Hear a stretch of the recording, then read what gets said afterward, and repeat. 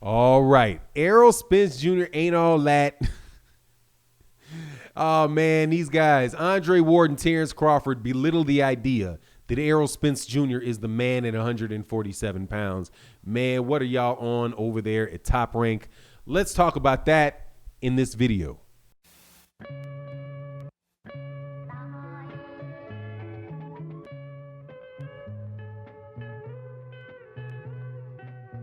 All right, welcome back to the channel. So Terrence Crawford has a fight coming up in a couple weeks. I think it's the Saturday after next with Kell Brook. And as a result, in preparation for that, he's giving interviews and he's talking to people. And one of the people he's talking to is Andre Ward, who is a commentator on ESPN, former world champion, all that good old stuff. And they sit down and have a conversation, which can be best explained as it relates to Errol Spence Jr. as group delusion. It's just group delusion. And let's talk about it.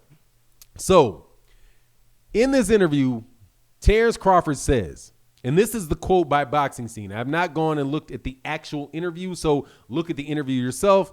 I see the Boxing Scene article, so I'm going off of the verbiage from the Boxing Scene article. And what they said was that Bud Crawford laughs at when people say that Errol Spence Jr. is the big fish at 147 pounds. And how can he be that? Because he's not fought the Orca yet. First things first, Terrence Crawford, dog, an orca is not a fish, okay? I couldn't resist that. I'm sure people told him that 100 times after they heard that. But an orca is another name for a killer whale, and a killer whale is a mammal, okay? It is not a fish. It swims like a dolphin, right? And it's a mammal like a dolphin. So it is theoretically possible for Errol Spence Jr. to be the big fish, right? Which could be what? A shark, right? A big old shark. I do believe the whale shark is the biggest fish, right? And even the whale shark, I do believe, is it the whale shark? I think the whale shark is actual fish, and I do believe that it is close to the size of that orca. Anyway, that's just fish stuff. But the idea that Errol Spence Jr. is not the man at 147 because he hasn't fought the best people at 147 pounds is just silly. It's just absolutely positively silly. First of all, Errol Spence Jr. is the man at 147 pounds. That's why Andre Ward and Terrence Crawford are sitting there talking about him, because everybody knows that is the man at 147 pounds. And to boot, he has fought much, much harder competition at 147 than Bud did. So the idea that it's like Bud is sitting out, that's that delusional stuff. It's like you're sitting out here waiting on Bud when Bud ain't fought nobody. Okay, how you the orca and you ain't killed no fish? You just a starving orca swimming around the ocean looking around for minnows to grab. Okay, no, if you're an orca, the rest of the orcas looking at you like, dude, can you at least catch like a dolphin or something? You out here, we in the middle of the ocean. How you keep bringing me catfish? I didn't even think we had them here.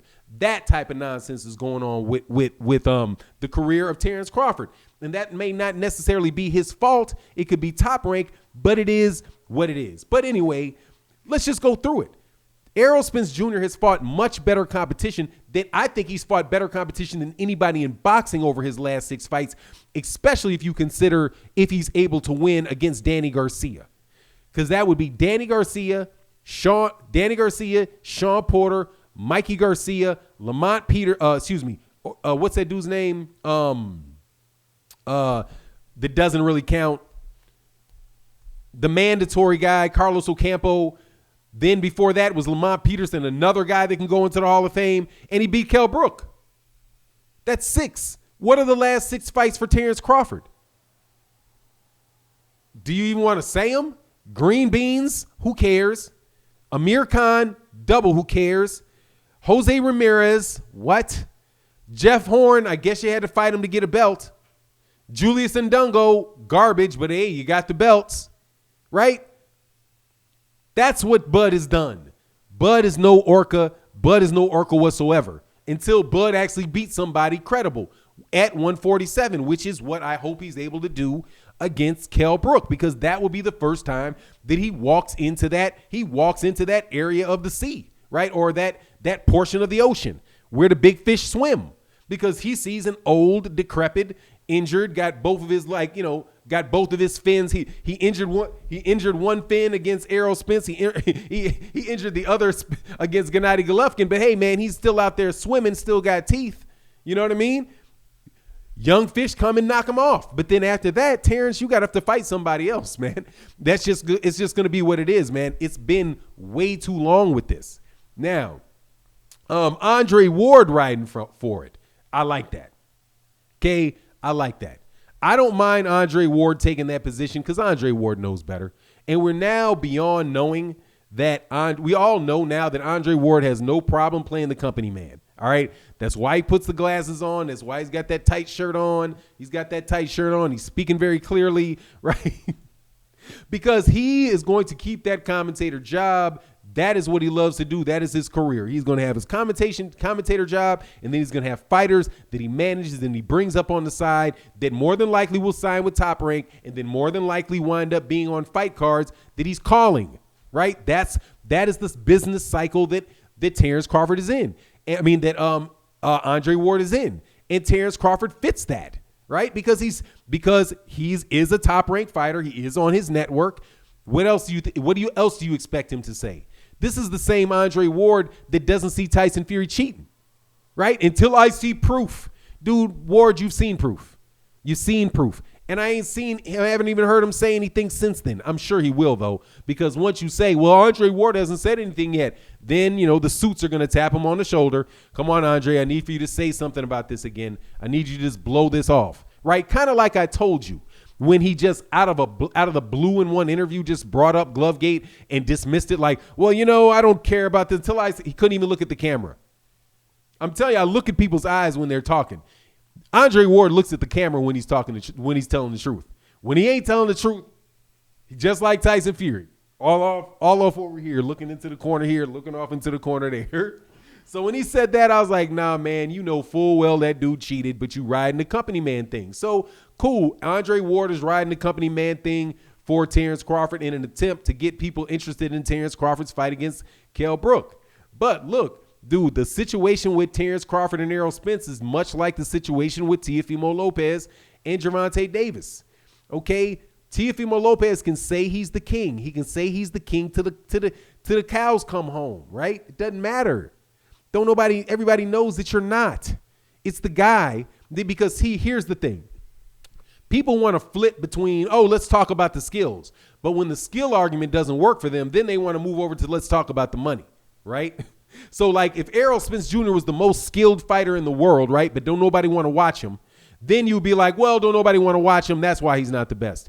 Yeah, technically he's the best. Yes, we can see he's the best, but we're not going to say he's the best because he doesn't sell enough, right? That's the Gary Russell Jr. story. You hear everybody down there at 126 saying the same thing about Gary Russell. Even the people that want to act like he's the third best 126. They'll say, well, according to my eyes tell me that he's the best. Well, dog, that's what you're supposed to watch boxing with, your eyes. What are you supposed to listen with? You're listening to the punch. You're listening for the punches or something? What sense does that make? Well, with the eye test, but when I look at the resume, dude, the eyes you actually see. The resume is just a bunch of writing, dude, and you don't know the story behind all of these dudes. But regardless, that's the same excuse that they use. Because Gary Russell Jr. is not going to bring this huge crowds. They say, well, we can't call him good because he doesn't bring the crowds, right? So if Errol Spence Jr. wasn't fighting, people weren't behind him, they would do Errol Spence Jr. like they were doing him before. They wouldn't talk about him at all. They act like he didn't exist, right? Just like Sean Porter said he would do to Jaron Ennis.